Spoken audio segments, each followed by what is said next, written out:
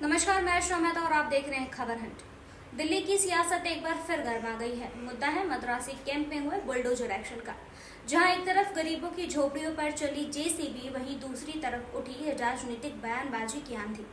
आम आदमी पार्टी ने बीजेपी को आड़े हाथों लेते हुए सीधे सीधे आरोप लगाया है कि ये गरीबों पर किया गया अत्याचार है। आपके नेता और राज्यसभा सांसद संजय सिंह ने बीजेपी को घेरते हुए क्या कुछ कहा, आइए आपको सुनाते हैं।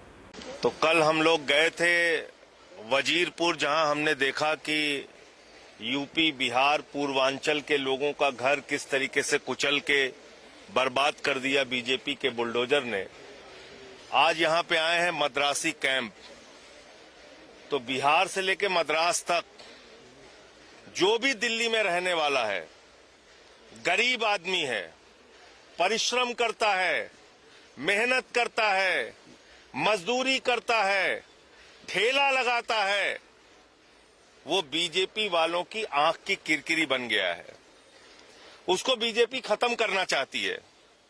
उसका घर, उसका रोजगार, उसका दुकान, उसके सारे प्रतिष्ठान समाप्त करना चाहते हैं।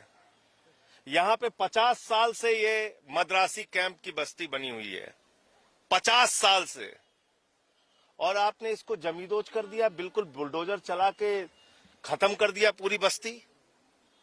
जरा सी भी दया नहीं आपके मन में। आपने कार्ड बांटे हैं, जहां झुग्गी वहां मकान, ये कार्ड दिया है। ये तो नरेंद्र मोदी जी ने गारंटी दी थी ना, उनके तो वीडियो है मोदी जी के कि जहां झुग्गी होंगी वहीं पे मकान देंगे। तो यहां पे मकान दो इनको। ये मद्रासी कैंप के जितने भी लोग हैं, यहीं पे इनको मकान बना के दिया जाए, और जो तोड़ा गया उसका मुआवजा इनको दिया जाए। संसद का सत्र 21 जुलाई से शुरू हो रहा है। उसमें बहुत मजबूती के साथ इन लोगों की बातें उठाई जाएंगी। संसद के अंदर हमारे जो सांसद हैं आम आदमी पार्टी के और दूसरी पार्टियों के सांसदों के साथ भी मिलकर हम लोग ये मुद्दा उठाएंगे।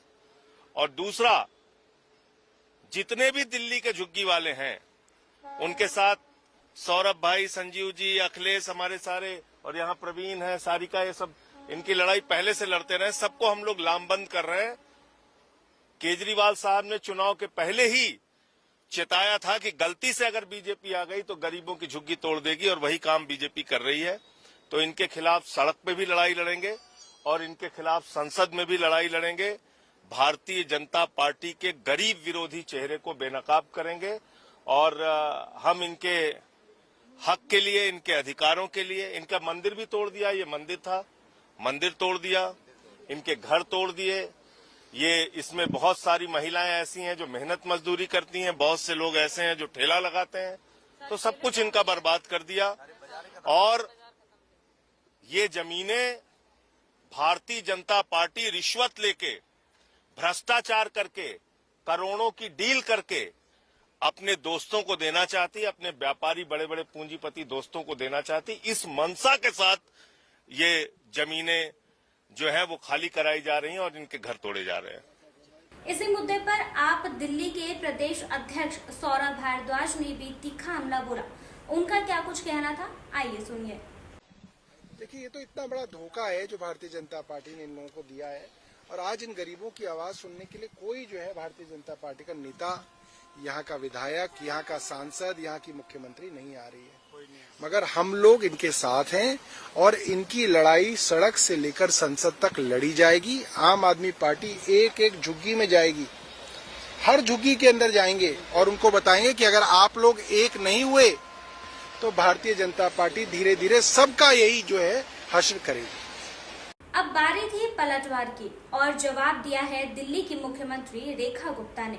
रेखा गुप्ता ने आम आदमी पार्टी पर झूठी बयानबाजी का आरोप लगाते हुए कहा कि आप ही इन लोगों को वोट बैंक समझकर इस्तेमाल कर रही है।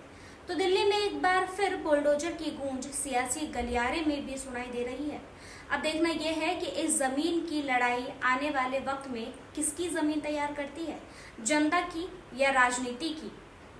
स्पष्ट रूप में आज बताया है कि जिन झुग्गियों में माननीय कोर्ट के यदि आदेश हैं तो उसमें ना कोई सरकार कुछ कर सकती है, ना प्रशासन कुछ कर सकता है। जो कोर्ट के आदेश हैं जिसके कारण से शहर को दिक्कत है।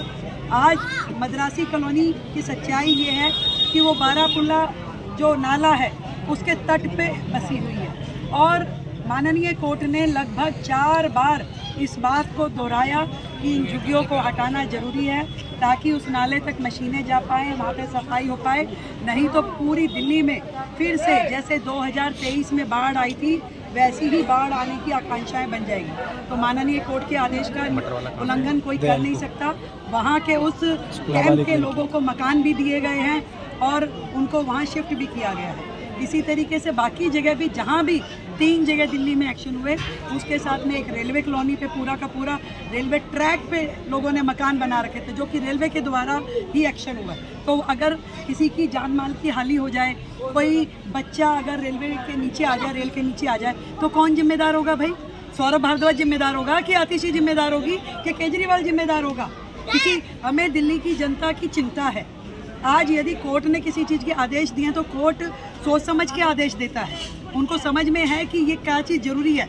इसके अलावा पूरी दिल्ली में 700 करोड़ की लागत से काम चल रहे हैं जो कि कभी ना केजरीवाल की सरकार ने की है ना कांग्रेस की सरकार ने की है। आज बेहतर सुविधाएं देने के लिए आज भी जिस झुग्गी में मैं आई हूँ जहाँ बिल्कुल गंदा पानी सड़कों पे बहता था, लोग पानी में पैर रख करके चलने के लिए मजबूर थे, बच्चे स्कूल जाते थे तो उनके जूते डूब जाते थे। ऐसी कॉलोनी में हम गलियां नाली खड़ंजा बनवा रहे हैं। 700 करोड़ रुपए के काम पूरी दिल्ली में चल रहे हैं। इसलिए नहीं चल रहे कि झुग्गी टूटनी है। झुग्गी में जब तक व्यक्ति को पक्का मकान नहीं मिल जाता वो वहीं रहेगा और उसके लिए हम बेहतर सुविधाएं देंगे। माननीय कोर्ट का कहीं आदेश होगा तो उसमें हम कुछ कर नहीं सकते। फिलहाल के लिए बस इतना ही। और भी खबरों के लिए जुड़े रहिए हमारे साथ और देखते रहिए खबर हंट।